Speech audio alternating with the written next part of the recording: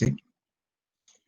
Dentro de las generalidades del mieloma múltiple, se dice que más del 80% de los pacientes con mieloma múltiple tienen aumento de inmunoglobulinas monoclonales en el suero. Es un tipo de inmunoglobulina anormal, ¿sí?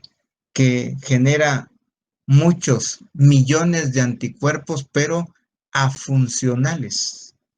Estos pacientes tienen miles de millones de anticuerpos, miles de millones de inmunoglobulinas, pero son afuncionales. Y solamente tienen una pequeña cantidad de inmunoglobulinas funcionales. Y allí que una de las consecuencias de esa funcionalidad celular sean los procesos infecciosos, ¿sí? Entonces, debido a ello, el mieloma múltiple resulta de la proliferación neoplásica de una sola clona de células plasmáticas, la proteína conocida como proteína monoclonal M del paciente.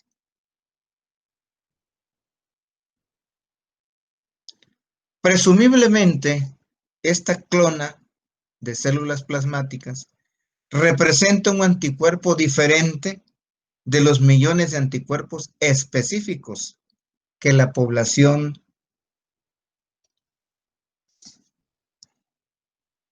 de células plasmáticas está programada para hacer.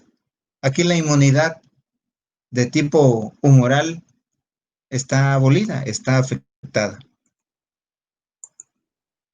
Desde el punto de vista de su incidencia, el mieloma múltiple representa el 1% de todas las neoplasias de la raza blanca y el 2% de la raza negra. La incidencia anual en Estados Unidos es de 4.7 por cada 100,000 habitantes en el hombre y el 3.2 en las mujeres de raza blanca. Y en la de raza negra es el doble, 10.2 para los hombres y 6.7 para las mujeres. En nuestro país, la incidencia de mieloma múltiple es de 3.7 casos por cada 100,000 habitantes. La edad media del diagnóstico es de 65 a 68 años. Es raro realmente observar mieloma múltiple en personas jóvenes. Es raro, pero hay excepciones en las que se pueden encontrar. A nivel mundial, dentro de los cánceres hematológicos, ocupa el 13º lugar en la raza blanca y el 33 en la raza negra. Estamos hablando desde el punto de vista de los cánceres hematológicos, que son muchos. Es más frecuente en varones con relación a la mujer, es decir, 2 varones por una mujer. Raro, como decíamos anteriormente, en personas menores de 40 años, pero hace algún tiempo, hace algunos años, nosotros hicimos el diagnóstico de mieloma múltiple en el Hospital Pascasio Gamboa de 3 pacientes menores de 35 años. Realmente fue un hallazgo raro, excepcional. Sin embargo, la médula ósea de esos pacientes presentaba el 100% de infiltración. Y fue muy sencillo hacer el diagnóstico porque lo típico de la morfología de estas células es que es una célula plasmática con núcleo excéntrico. Y entonces la médula ósea estaba infiltrada al 100%. Normalmente en la médula ósea debe de haber 10% de células plasmáticas. Pero si encontramos 15, 20, 30, 40, 50, 60 de células plasmáticas en la médula ósea, a eso se le llama mieloma múltiple y se conoce con el nombre de plasmocitosis.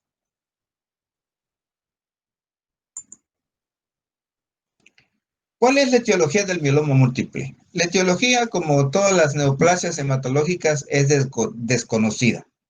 Sin embargo, ¿sí?, hay factores potenciales de riesgo que pueden generar mieloma múltiple, ¿sí?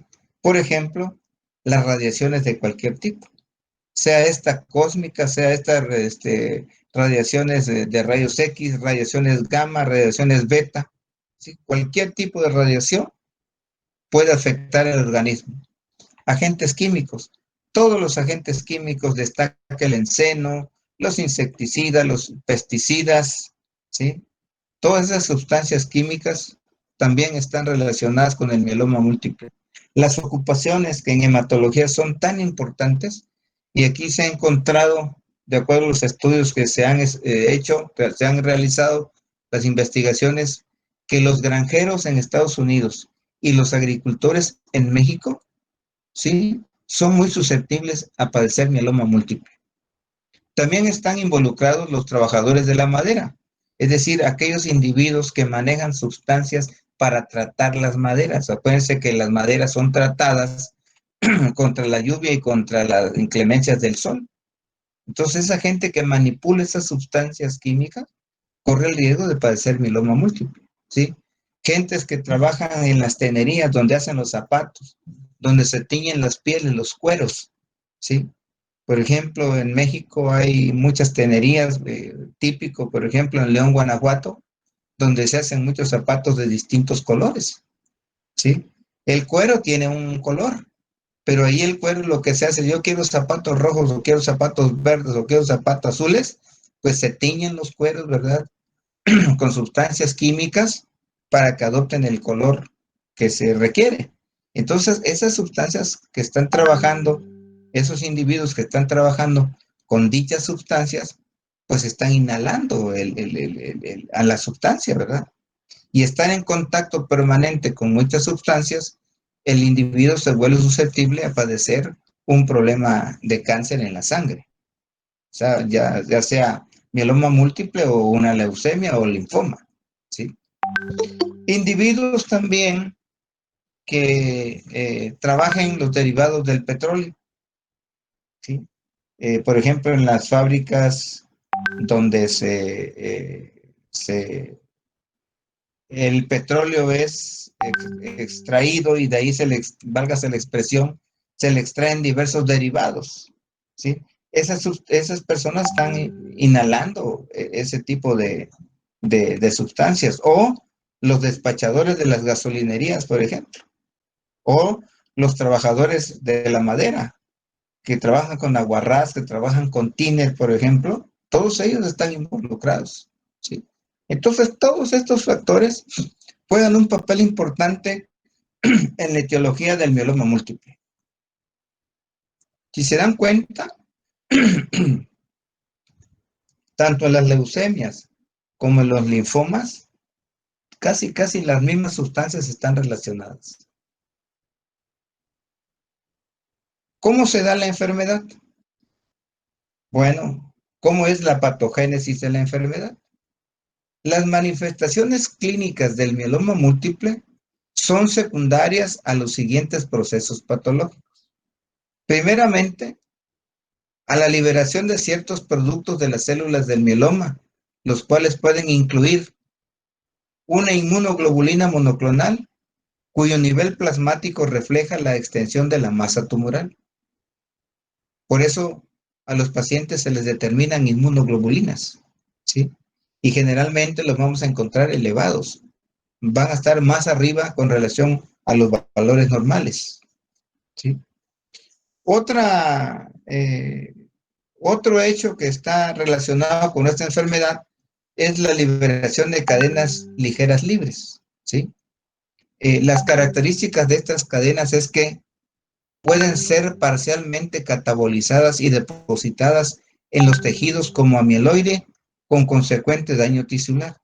El amiloide es una especie como de polvo blanco, como si fuera almidón, así es muy parecido, ¿sí? ¿Cómo se obtiene el amiloide? Bueno, se obtiene el amiloide de la orina de estos pacientes.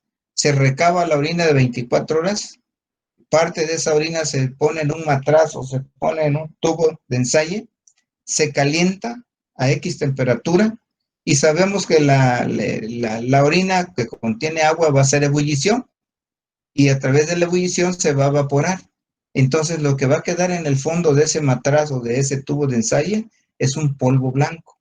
Ese polvo blanco es el que se llama mieloide, que no son más que proteínas del doctor Ben Jones. Y que esas proteínas, cuando se depositan en tejidos blandos o en articulaciones, generan una reacción antígeno-anticuerpo. Puede haber dolor, puede haber inflamación, como si fuese una artritis reumatoide. Por esa razón, el diagnóstico de una artritis reumatoidea se tiene que hacer con mieloma múltiple. No olviden ese detalle, por favor. Una persona que se diga, es que me duelen mucho los huesos y las articulaciones, piensen en dos posibilidades. En artritis reumatoidea, que hay forma de hacer diagnóstico a través de la solicitud de estudios de laboratorio, y mieloma múltiple, que hay formas de hacer diagnóstico con una simple radiografía de huesos, podemos hacer diagnóstico de mieloma múltiple.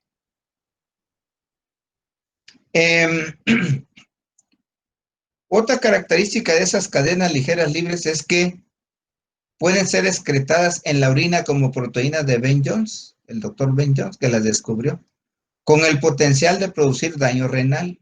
Son muy nefrotóxicas estas proteínas de Ben Jones, que son lambda o que son kappa. ¿Sí? Las cadenas ligeras también liberan un material llamado factor activador de osteoclastos, que ocasiona la destrucción ósea, con la consecuente hipercalcemia e hipercalciuria, lo cual dice causa manifestaciones clínicas como dolor óseo, osteoporosis, lesiones líticas en hueso, etcétera, etcétera. Otras sustancias que son secretadas por las cadenas ligeras también son las interleucinas 6 y la interleucina 1, y además el factor de necrosis tisular o necrosis tumoral.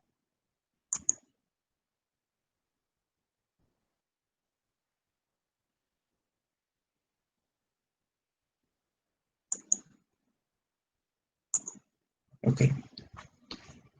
Bueno, otra situación que encontramos en el mieloma múltiple es que la hematopoiesis está alterada, que conforme la enfermedad progresa puede conducir a neutropenia, baja de neutrófilos, trombocitopenia, baja de plaquetas y anemia severa, lo que podemos encontrar en el paciente en la citometría hemática, pancitopenia, es decir, las 3 líneas celulares están disminuidas.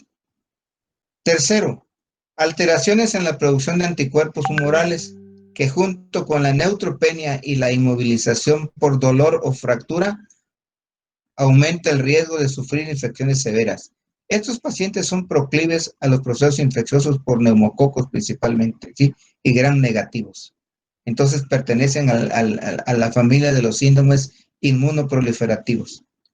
Otra situación que genera la célula plasmática neoplásica es daño tisular u orgánico de las áreas locales de infiltración por el mieloma, ejemplo, compresión de la médula espinal, ¿sí? Con las consecuentes alteraciones neurológicas de este paciente. Bueno, continuando con la patogénesis, además de lo anterior, la patogénesis de este padecimiento incluye translocaciones que comprometen el locus o el sitio de la cadena pesada de inmunoglobulina en el cromosoma 13q32, que inician y mantienen el clon proliferativo, lo que se acompaña de otras alteraciones cromosómicas y desregulación de genes, especialmente de las ciclinas D1, D2 o D3, llegando a constituir una clasificación pronóstica donde el perfil genético juega un papel importante. Entonces aquí vamos a encontrar una serie de alteraciones cromosómicas que son las que van a dar origen a desregulación de genes, especialmente de las enzimas llamadas ciclinas, que tienen mucho que ver con el ciclo celular. En la progresión de la enfermedad caracterizada por una inestabilidad genética, dice, se suman eventos como la mutación del gen RAS, metilación de la proteína 16, alteraciones del oncogen MYC, translocaciones secundarias, mutación de la proteína 53 y alteraciones del microambiente, dentro de los cuales destaca inducción de angiogénesis, supresión de la inmunidad, aumento de interleucina 6, aumento del receptor del activador del factor nuclear, ligando RANKL y disminución de la osteoprotegerina. ¿Cuáles son las manifestaciones clínicas del mieloma múltiple? Son son variadas, ¿sí? Sobre todo, decíamos que uno de los primeros datos clínicos que encontramos en estos pacientes es el dolor óseo, sobre todo en espaldas y costillas. No se olviden, gente adulta, 65 años o más, con dolor de espalda y costillas, hay que sospechar en mieloma múltiple, independientemente de que el paciente pueda tener artritis reumatoide. No olvidar esos datos, por favor. Como consecuencia de la susceptibilidad a infecciones, sobre todo bacterianas en pulmones y riñones, hay sintomatología respiratoria y renal. Es decir, podemos encontrar neumonías y pielonefritis. Vamos a encontrar debilidad, por supuesto, el síndrome anémico presente, ¿sí? Fiebre, ataque al estado general. Raramente en estos pacientes vamos a encontrar esplenomegalia y adenomegalias. Es muy raro, casi no. El crecimiento de hígado, el crecimiento de vaso y el crecimiento de ganglios linfáticos es propio de los linfomas y de las leucemias linfocíticas y linfoblásticas. Otro dato que podemos encontrar a la exploración física es la presencia de masas, tejidos blandos formados por células plasmáticas. A esos tumores en tejidos blandos o en tejidos óseos se les llama plasmocitomas, que pueden ser únicos o pueden ser múltiples. Ahorita van a conocer los plasmocitomas, ¿sí? Y cuando hay presencia en el 100% de células plasmáticas en la médula ósea, se llama leucemia de células plasmáticas o plasmocitosis. Encontramos en estos pacientes que debido al depósito de amiloide en boca, lengua, tejidos blandos y en articulaciones, pueden simular artritis reumatoide. Por eso les decía yo que el diagnóstico diferencial lo vamos a hacer con artritis reumatoide. Puede haber neuropatía periférica. No se olviden que los nervios también pueden estar afectados. En primera instancia porque hay aplastamientos vertebrales y compresión de la médula espinal. Y en segunda el acúmulo de sustancias amiloides en la médula espinal. Puede haber hipercalcemia, ¿sí? Y si hay hipercalcemia encontramos náuseas, vómitos, constipación crónica y debilidad. Si hay hipercalcemia y aumento en la viscosidad sérica por hipergamma-globulinemia, ¿sí? Porque acuérdense que hay hipergamma-globulinemia, es decir, hay mucha producción de anticuerpos afuncionales, anormales, neoplásicos. El paciente tiene miles de millones de anticuerpos, pero no funcionan. Por eso es presa fácil de los procesos infecciosos, sobre todo por bacterias, ¿sí? Entonces hay por ese dato de hipergamoglobulinemia, puede haber alteraciones neurológicas tales como somnolencia, depresión, el paciente está débil, está confuso, incluso, ¿sí? Debido a esta alteración, el paciente puede llegar al estupor y al coma e incluso la muerte.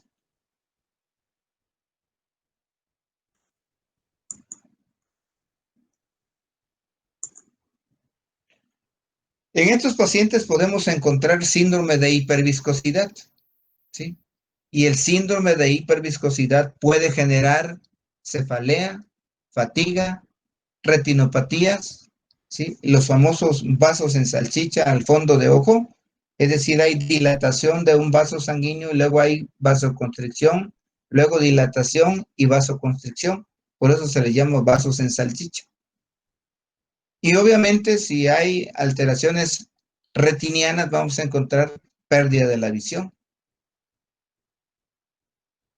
Puede haber urticaria al frío por los anticuerpos que se están generando, acrocianosis, una decoloración de la piel, puede haber incluso prurito, adormecimiento de miembros superiores e inferiores porque se precipitan de manera importante las inmunoglobulinas de tipo IgG sobre todo. Puede haber hemorragias por plaquetopenia porque hay pancitopenia por un lado, pero muchas veces las plaquetas pueden estar normales en cantidad, pero lo que está mal es la función de las plaquetas, ¿sí? Por supuesto, ¿verdad? Otro dato típico de los linfomas son las fracturas patológicas.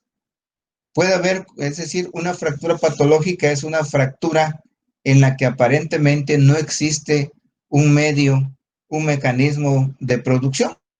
Por ejemplo, cuando alguien se fractura un hueso, una articulación, es porque hubo una fuerza, ¿sí?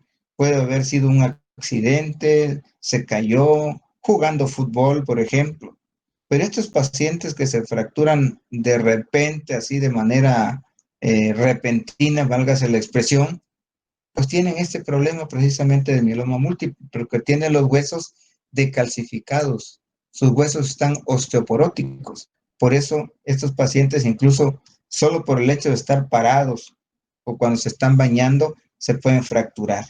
A eso se le llama fractura patológica, en donde no hay aparentemente un mecanismo que la produce, ¿sí? Sino que se está dando por otra situación, porque los huesos están decalcificados, están muy débiles y están osteoporóticos. Estos pacientes también pueden presentar compresión medular como consecuencia de fracturas de columna vertebral, ¿sí? Hay aplastamientos vertebrales. Y si hay aplastamientos vertebrales, el paciente baja de estatura, disminuye su estatura. Puede haber insuficiencia renal crónica en el 25% de los casos con proteinuria.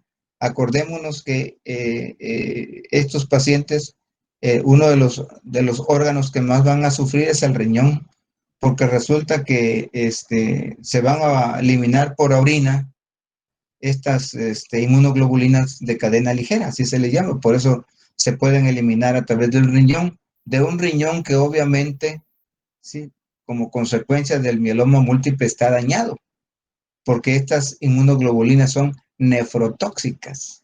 Ustedes saben, y así lo hemos aprendido, que una proteína es una macromolécula. Si hablamos, por ejemplo, de la glucosa, es una macromolécula. Si hablamos de las bilirrubinas, son macromoléculas. Y así podríamos hablar de macromoléculas, de albúmina, por ejemplo, que en condiciones normales no pueden ser excretadas. Únicamente estas inmunoglobulinas se excretan cuando hay daño renal, ¿sí? Cuando hay daño renal es cuando se van a excretar. ¿Por qué? Porque las células renales están disociadas, entonces hay fuga de proteínas y por eso puede haber proteinuria, por eso puede haber hipercalcemia, hipercalciuria, ¿sí? Ok. Entonces, estos pacientes también expresan un fenómeno, el fenómeno de Raynaud, ¿sí? Que clásicamente se caracteriza porque hay espasmos de las arteriolas, sobre todo de los dedos de ambos miembros, ¿sí? Tanto miembros superiores como miembros inferiores. Y esporádicamente se puede afectar la nariz, se puede afectar las orejas, la lengua, ¿sí? Y hay palidez, y hay cianosis, y hay acrocianosis cutánea intermitente, que puede llegar a formar pequeñas úlceras dolorosas porque no hay circulación, el tejido se empieza a morir. Sus causas pueden ser múltiples, pero en este caso se da por disproteinemia o bien por una enfermedad arterial obstructiva secundaria a la precipitación de inmunoglobulinas. ¿Cuál es la fisiopatología de las manifestaciones clínicas? ¿Sí?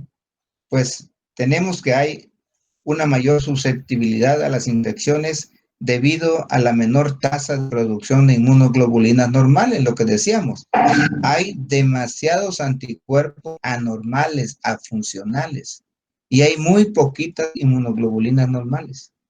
Dice, todo esto muy probablemente por la disfunción de células dendríticas que son presentadoras que al igual que los macrófagos, son presentadoras de antígenos, o a una anomalía de los leucocitos neutrófilos inducidas por el componente M. O sea, la fagocitosis también puede verse alterada por precipitación de la inmunoglobulina M, que es la cadena que origina todo este problema. Por laboratorio vamos a encontrar que hay una anemia normocítica normocrómica debido a la disminución de la eritropoyesis, pero también se puede deber a la infiltración de las células plasmáticas en la médula ósea. Entonces, si la médula es infiltrada, queda poco tejido hemático normal para la producción de las células de la sangre. Entonces, por eso podemos encontrar anemia normocítica normocrómica. Las plaquetas también pueden ser disfuncionales debido al componente M, y que esta disfuncionalidad también va a condicionar, también va a generar que haya sangrados, no solamente por plaquetopenia, porque si hay pancitopenia hay plaquetopenia, sino porque además las plaquetas en cantidad pueden estar normales, pero lo que está sucediendo, lo que está fallando en ellas es la función de adhesión o la función de agregación por la precipitación de inmunoglobulinas o del componente M de estas células. Síndrome de hiperviscosidad debido a las grandes concentraciones de inmunoglobulina IgG o a la dimerización de la inmunoglobulina A. Puede haber cefalea, puede haber fatiga, puede haber visión borrosa, confusión e isquemia en el caso del síndrome de hiperviscosidad. ¿Qué debemos de hacer cuando estemos ante un paciente que presente un cuadro de hiperviscosidad? Pues hidratar en perfectas condiciones al paciente, iniciar la quimioterapia antineoplásica y realizarle plasmaféresis, es decir, filtrarle el plasma a este paciente para quitarles todos los anticuerpos. El resto de los componentes de la sangre se le introducen otra vez por la vena al paciente. También vamos a encontrar en estos pacientes manifestaciones renales de hipercalcemia. La hipercalcemia se va a deber a la rápida destrucción ósea por factores activadores de osteoclastos, que son secretados por las células plasmáticas y células del estroma de la médula ósea. La insuficiencia renal crónica se debe al depósito de cadenas ligeras, kappa o lambda, que son las proteínas de Bell-Jones, que son, dice, nefrotóxicas. Además de deshidratación e hipercalcemia, constituyendo el denominado riñón del mieloma. Otro diagnóstico clínico. Todo paciente que sufra de insuficiencia renal crónica, estamos obligados a hacer diagnóstico diferencial con mieloma múltiple. Vean ustedes, insuficiencia renal crónica, artritis reumatoide, sí, estamos obligados a hacer diagnóstico diferencial.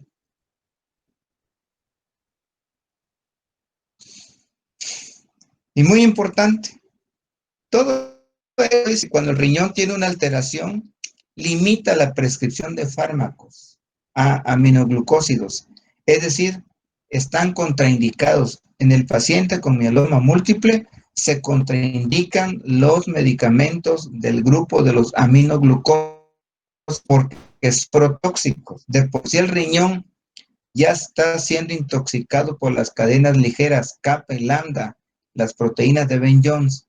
Y si a eso el individuo cursa con un proceso infeccioso y le administramos fármacos aminoglucósidos, pues terminamos de empeorar más la situación.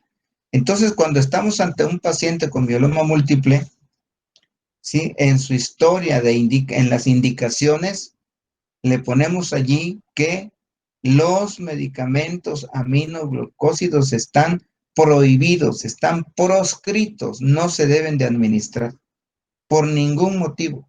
Tenemos que buscar otros fármacos que combatan la infección, pero que no tengan esa característica de ser nefrotóxicos.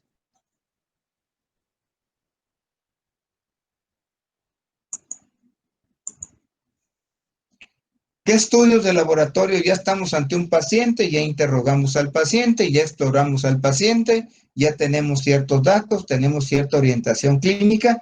Ahora vamos a solicitar estudios de laboratorio. ¿Qué estudios les vamos a solicitar? Bueno, lo primero que tenemos que hacer es, por supuesto, una citometría hemática completa, ¿sí? Pruebas de funcionamiento renal, porque acuérdense que el riñón está afectadito. Pruebas de funcionamiento hepático, la determinación de calcio sérico, porque vamos a encontrar lo que está elevado por una decalcificación por los osteoclastos. La albúmina y la beta-2 microglobulina también la tenemos que determinar. Generalmente las vamos a encontrar alteradas, ¿sí? Y, por supuesto, le tenemos que hacer un aspirado y una biopsia de hueso con marcación inmunitaria a estos pacientes, ¿sí? Para busca de problemas citogenéticos, problemas inmunológicos, ¿sí? Que pudiera presentarse en este tipo de pacientes. ¿Qué vamos a encontrar por laboratorio? Bueno, ya hemos mencionado la típica anemia normocítica normocrómica que se puede deber a dos condiciones: a una eritropoyesis ineficaz y segundo, a la pancitopenia que se está presentando por infiltración de las células plasmáticas a la médula ósea. Los leucocitos generalmente los vamos a encontrar en límite inferior normal, es decir, de 3.500 a 4.000. Acuérdense que el valor normal de los leucocitos fluctúa entre 4.000 y 12.000 por microlitro. Le solicitamos plaquetas, dice, al inicio del padecimiento se van a encontrar normales en cantidad y calidad. A medida que la enfermedad va progresando, ¿sí? Estas plaquetitas van disminuyendo y ese puede ser uno de los motivos de sangrado, no solamente por la disfunción plaquetaria, sino además por la cantidad de plaquetas. Debemos de pensar siempre en esos dos detalles. En el frotis de sangre periférica vamos a encontrar un fenómeno, una imagen que se llama fenómeno de Rouleau, en el cual morfológicamente los eritrocitos se pegan unos con otros, semejando pilas de moneda, en virtud de que los anticuerpos, el exceso de anticuerpos, se pega a la membrana de los eritrocitos, puede haber anemia hemolítica incluso, ¿sí? Se pega, y al pegarse a la membrana del eritrocito, este hace que pierda sus cargas. Entonces, al perder sus cargas, los eritrocitos se atraen. Cargas del mismo signo se atraen, ¿sí? Entonces se forma el fenómeno de Rouleau. ¿Cuáles son las consecuencias del fenómeno de Rouleau? Pues el síndrome de hiperviscosidad, el enlentecimiento de la circulación, la posibilidad de que el paciente curse con trombosis, ¿sí? Okay. Muy importante también, raramente vamos a encontrar células plasmáticas en sangre periférica, ¿sí? Generalmente no debemos de encontrar células plasmáticas en sangre periférica. Podemos encontrar un porcentaje mínimo, unas 2, 3 por microlitro tal vez, ¿sí? Pero si encontramos 10, 15 o 20%, eso ya es una plasmocitosis y es una leucemia de células plasmáticas, ya es un mieloma múltiple, ¿sí? Porque el mieloma múltiple lo podemos encontrar en la médula ósea, lo podemos encontrar en sangre periférica. Ok. Dice, cuando la médula ósea se encuentra 100% infiltrada, se ve en el frotis de sangre periférica el cuadro leucoeritroblástico, que no es más que la presencia en sangre periférica de elementos inmaduros, tanto de la serie roja como de la serie blanca, es decir, preeritroblastos, mielocitos, metamielocitos. Esa típica imagen la podemos encontrar en el frotis de sangre periférica. Hay en la mayoría de los casos hipergamaglobulinemia. Ya decíamos que hay una exagerada producción de inmunoglobulinas, dada por la presencia de los anticuerpos neoplásicos monoclonales. Los azoados, es decir, por eso se piden pruebas de funcionamiento renal, los azoados pueden estar aumentados y es el primer dato, ¿verdad?, que nos debe de hacer sospechar de la insuficiencia renal crónica secundaria a mieloma múltiple. Entonces, diagnóstico diferencial, no se olviden, con insuficiencia renal crónica, con artritis reumatoide, etcétera, etcétera. Si hay hipercalcemia e hipercalciuria, ¿sí?, más bien hay hipercalcemia e hipercalciuria por destrucción ósea. Los huesos están endebles, son huesos muy, muy delgados que se rompen con una gran facilidad. Bueno, ¿qué encontramos en el frotis de médula ósea? Encontramos las típicas células plasmáticas, ¿sí? Si fuera normal la médula ósea, encontraríamos solamente una o dos células plasmáticas en el frotis de sangre, en el frotis de médula ósea, en el campo del microscopio. Pero vean, todos estos campos del microscopio están repletos de células plasmáticas. ¿Cómo distinguimos morfológicamente una célula plasmática en el frotis de médula ósea? Bueno, porque son células grandes y con una característica propia que se dice que tienen el núcleo excéntrico, ¿sí? Núcleo excéntrico. No se sabe por qué razón el núcleo es excéntrico. Existen ciertas hipótesis, ¿sí? Que nos dicen que probablemente el núcleo de estas células se vuelve excéntrico porque el aparato de Golgi que no vemos está comprimiendo el núcleo para que se vaya hacia algún extremo, ¿sí? Esa es una razón. Entonces, células grandes, ¿sí?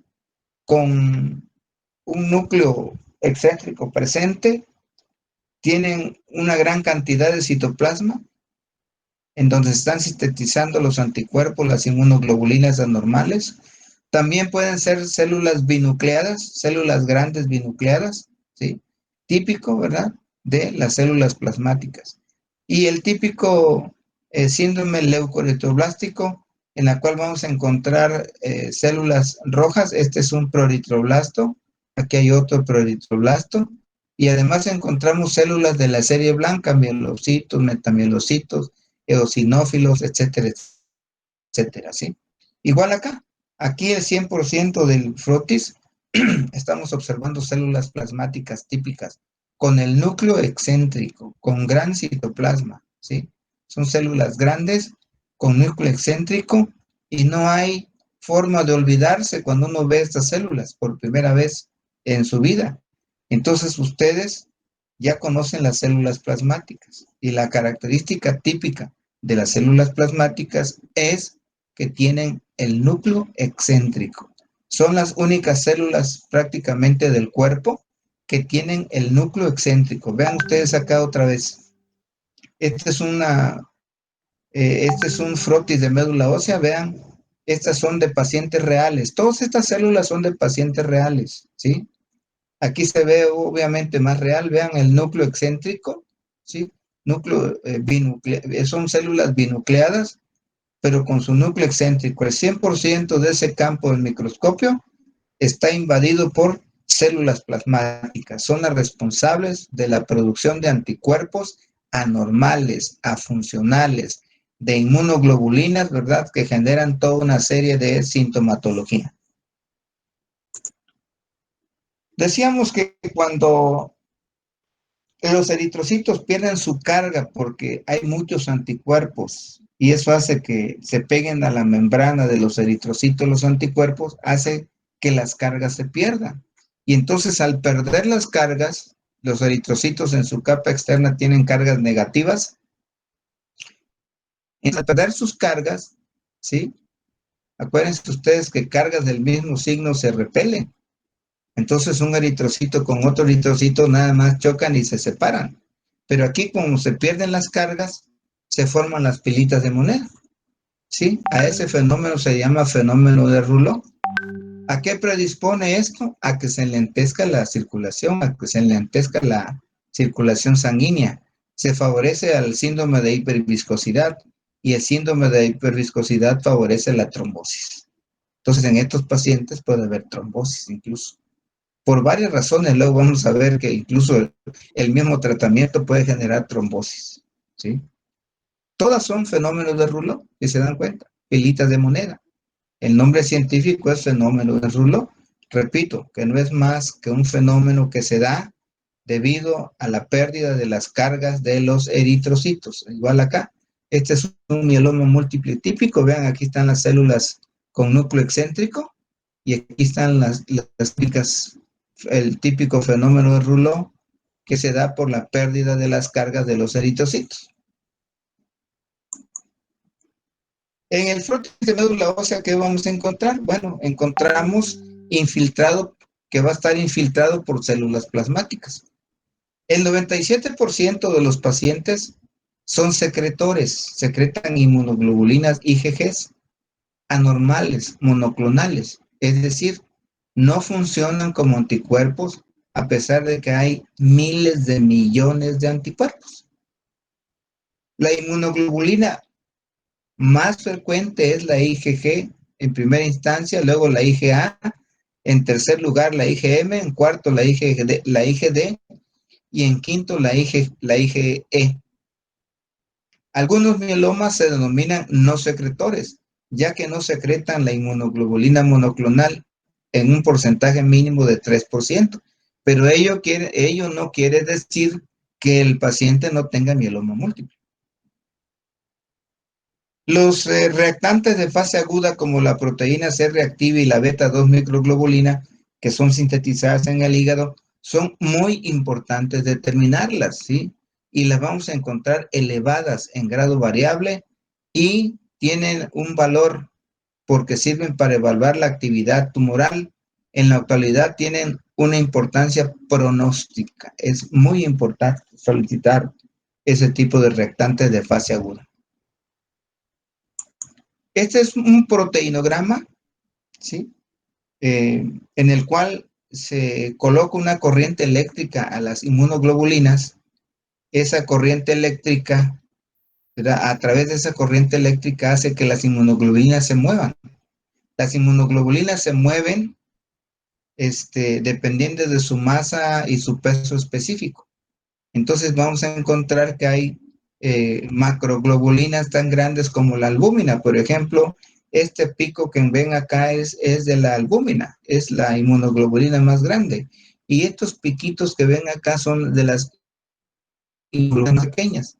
Entonces, cuando hay un aumento de las inmunoglobulinas G, que pueden ser kappa o lambdas, vamos a encontrar que este pico se pueda hacer más grande. Por supuesto, no llega a ser tan grande como el de las inmunoglobulinas, pero sí se puede llegar a ser más grande. Por ejemplo, vean, esto de acá, ¿sí? Este es esto es normal, ¿sí? Son globulinas normales, pero vean ustedes cuando hay crecimiento de la proteína monoclonal, la IgG, ¿qué es lo que hace? Hacen una espiga, hacen una cúspide. Y entonces vamos a encontrar que en el dogma va a haber un crecimiento, ¿cómo les puedo yo decir? De base angosta, ¿sí? Porque cuando es biclonal es de base ancha, esta es de base angosta. Esto nos está diciendo, nos está traduciendo que hay un gran crecimiento de inmunoglobulinas de tipo IgG principalmente, luego la IgA, luego la IgM, luego la IgD, luego la IgE, ¿sí? A eso se refiere. ¿Sí? No es más que, decíamos, a ver si está por acá. Aquí está, miren, las corrientes eléctricas están acá, un ánodo y un cátodo, ¿sí? No es más que aplicar la corriente eléctrica. Las inmunoglobulinas que están en la parte negativa se vuelven positivas y las que están en parte positiva se vuelven negativas, ¿sí? Entonces ahí se aplica la corriente eléctrica. Luego vamos a ver el fundamento de la electroforesis más adelante, porque ahí lo puse como un significado para que aprendan ustedes. Entonces, también el hematólogo tiene su proteinograma, como el cardiólogo tiene su electrocardiograma, como el neurólogo tiene su electroencefalograma, etcétera, etcétera, para medir, en este caso, para medir proteínas, el neurólogo para medir las ondas, las ondas, el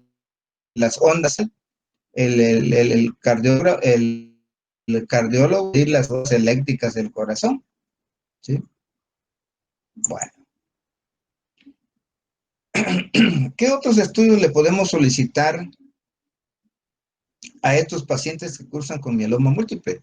Pues las radiografías óseas, radiografía de huesos. Es obvio y es típico que vamos a encontrar lesiones líticas en los huesos, ¿sí? Y otros estudios de gabinete que son útiles también para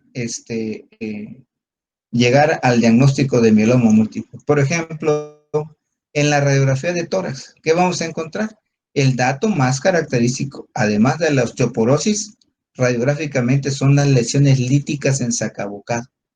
Ahorita les voy a enseñar las lesiones líticas en sacabocado. El sacabocado es un artificio que utilizan los talabarteros o los zapateros para abrir hoyos al cuero.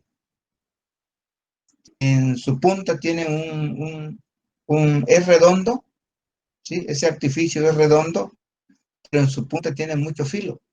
Y entonces el hoyito del cuero, ¿verdad? Donde se va a insertar la agujeta, es redondo, si se dan cuenta, ¿sí? Lo mismo pasa en el cuerpo. Las lesiones van a ser muy redonditas, bien hechecitas, como si fueran en sacabocado, dice. Por eso llevan el nombre de ese tipo de lesiones líticas en sacabocado. En los huesos dice que contienen más médula ósea. Los huesos que contienen más médula ósea son el cráneo, el diplo del cráneo, las costillas, el esternón. Acuérdense que ahí hacemos del aspirado de médula ósea, en la pelvis también, la clavícula y la parte superior de los huesos largos, las extremidades, tanto superiores como inferiores, ¿sí? También pueden observarse fracturas y aplastamientos vertebrales, que estos aplastamientos vertebrales hacen que disminuya el tamaño de los sujetos. Por ejemplo, si el sujeto medía 1,80 de estatura, ahora cuando tiene aplastamientos vertebrales porque se desmineralizaron sus huesos, va a medir 1,75. O sea, la estatura disminuyó. Otro estudio radiográfico muy importante para el diagnóstico radiográfico de mieloma múltiple es los rayos X de cráneo, ¿sí? ¿Y qué se pretende con los rayos X de cráneo? Buscar osteopenia y lesiones líticas. Por supuesto, no deja de ser importante la resonancia magnética. Sí, la resonancia magnética es de una gran utilidad para evaluar el estado de la columna vertebral y la médula espinal, ¿sí? Puede ser que un mieloma esté confinado a los huesos de la médula espinal y ese tumor esté comprimiendo la médula espinal. Eso puede ser que pierda la fuerza y pierda la sensibilidad. Entonces, la resonancia magnética nos sirve para eso.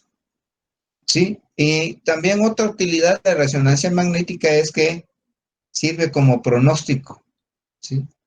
Como pronóstico para valorar el grado de infiltración mielomatosa de los cuerpos vertebrales, ¿sí? Entonces el paciente por eso puede tener alteraciones neurológicas porque sus vértebras prácticamente están comidas, están carcomidas, ¿sí? Son lesiones líticas, ¿verdad? En los huesos. Los osteoclastos erosionan, lesionan materialmente todos los huesos y eso hace que incluso la columna se puede fracturar, pueda tener alguna fractura en algún espacio vertebral.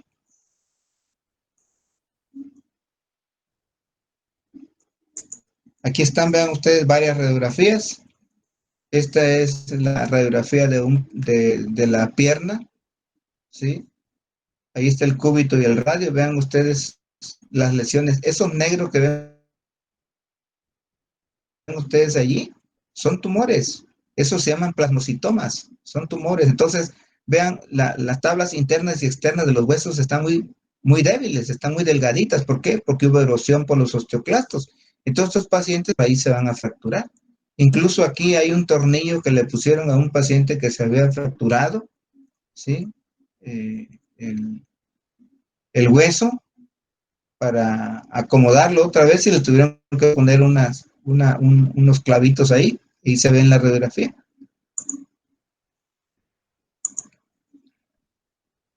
Bueno, y en la de abajo, vean ustedes, este es el cráneo de un individuo y aquí se observan unos plasmocitomas.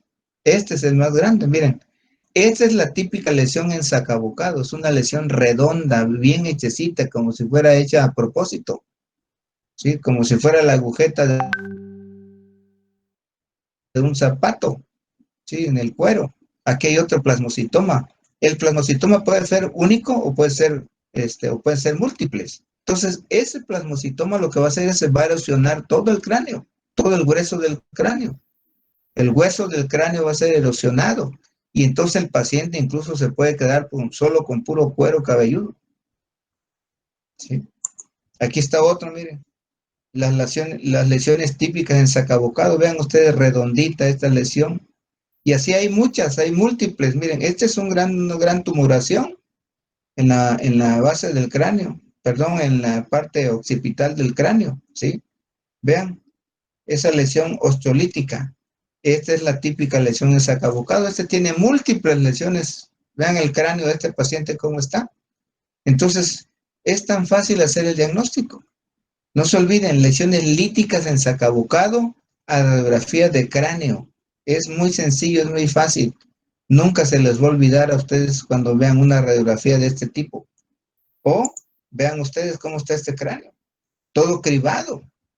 Tiene múltiples lesiones osteolíticas en sacabocado. Ese individuo los osteoclastos se van a comer materialmente todo el hueso y nada más le va a quedar puro tejido, puro cuero cabelludo, ¿sí?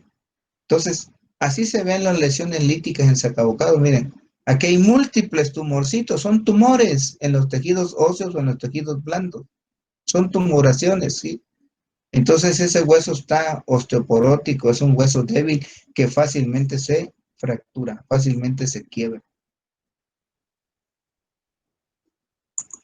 Este es el fenómeno de Raynaud que decíamos, que no son más que vasoconstricción de las arteriolas de pequeño calibre, lo que hace que no haya una buena circulación y los huesos se vuelvan, los dedos, los pulpejos de las manos o de los dedos del pie o de las manos se vuelvan acrocianóticos, ¿sí? Se pueden morir, se pueden necrosar. Vean ustedes, este tiende a la necrosis. Este prácticamente está necrosado, seguramente puede haber una amputación. ¿Qué sucede después de que se le amputan los dedos de los pies? Esto. Este es un señor, esta es una persona, perdón, que le amputaron los dedos, ¿verdad? Así quedan, ¿sí? Porque por la precipitación de inmunoglobulinas, hace que no haya circulación en los tejidos distales, tanto de manos como de pies. Fenómeno de Raynaud por vasoconstricción de las arteriolas de pequeño calibre por la precipitación de inmunoglobulinas.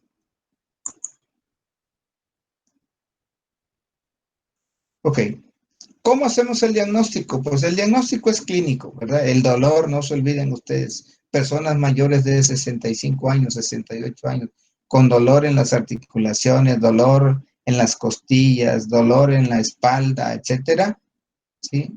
Nos puede hacer un diagnóstico presuntivo de mieloma múltiple. Entonces, ante esa situación, le tenemos que realizar un aspirado de médula ósea. ¿Qué vamos a encontrar? Pues una gran cantidad de células plasmáticas de aspecto maligno. Con ello, dice, el diagnóstico es más que suficiente. Por supuesto, cuando se tiene la experiencia, ¿sí? Cuando no se tiene la experiencia, pues hay que canalizarlo con la persona que más conozca de esto para que haga el diagnóstico. Eso es lo ideal, eso es lo correcto. La médula ósea contiene un número aumentado de células plasmáticas de aspecto normal. Ante tal situación, el diagnóstico requiere por lo menos uno de los siguientes hallazgos denominados criterios diagnósticos mayores, así que van a ser de dos tipos.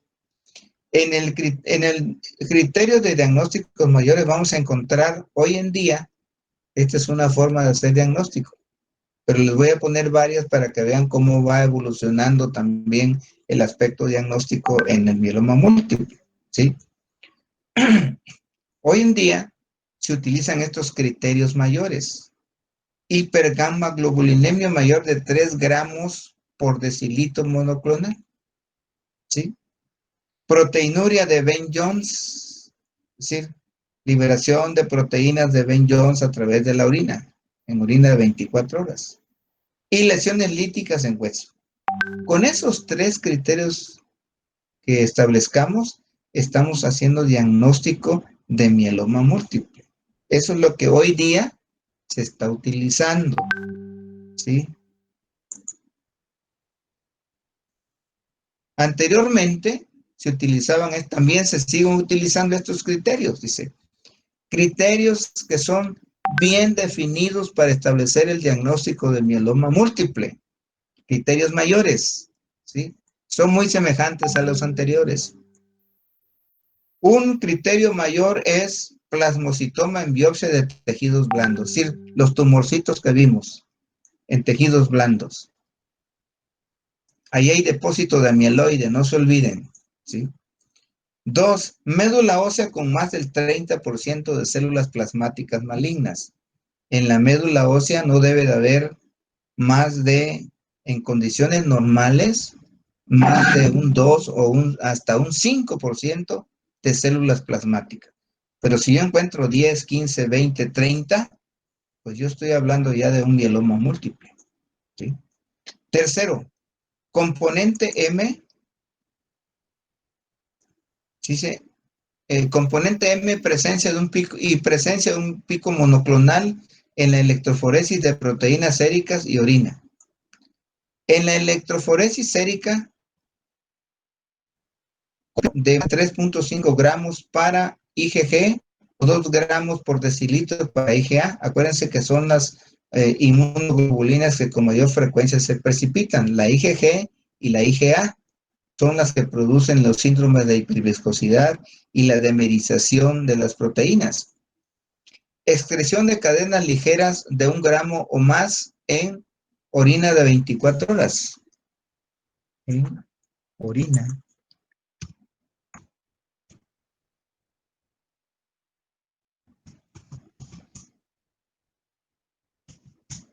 Orina de 24 horas, dice. En la electroforesis de proteínas en ausencia de amiloidosis, una de las dos cadenas ligeras, kappa o lambda, pero no las dos. Ese es otro criterio también, que se denomina criterio bien definido para el diagnóstico de mieloma múltiple. Criterios diagnósticos menores. Plasmocitosis en la médula ósea entre un 10 y un 30%.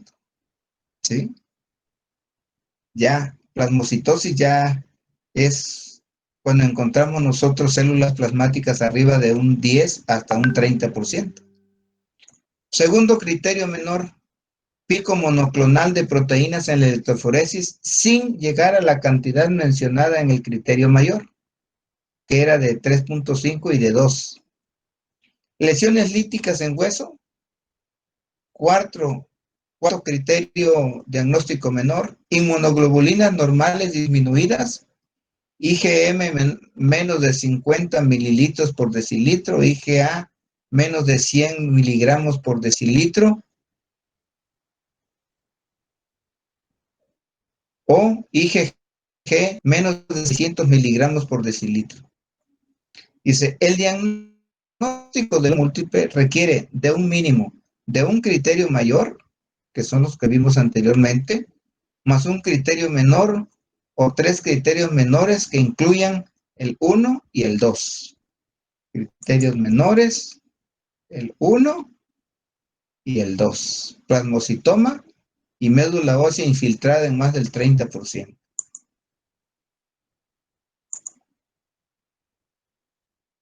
Ok, bueno, vamos a dejar la charla por ahí, muchachos. Mañana vamos a continuar, vamos a terminar con el mieloma múltiple. ¿Les parece bien? ¿Hay alguna pregunta? Sí, doctor. Sí, muchas gracias. Cierto, gracias. Bueno, entonces nos vemos mañana. Mañana terminamos el mieloma múltiple y ve si empezamos lo que es todo lo que se refiere a la hemofilia. Sí, doctor. Ok, entonces, Sí, doctor, gracias. Hasta luego. muchas gracias y nos vemos mañana. Hasta luego.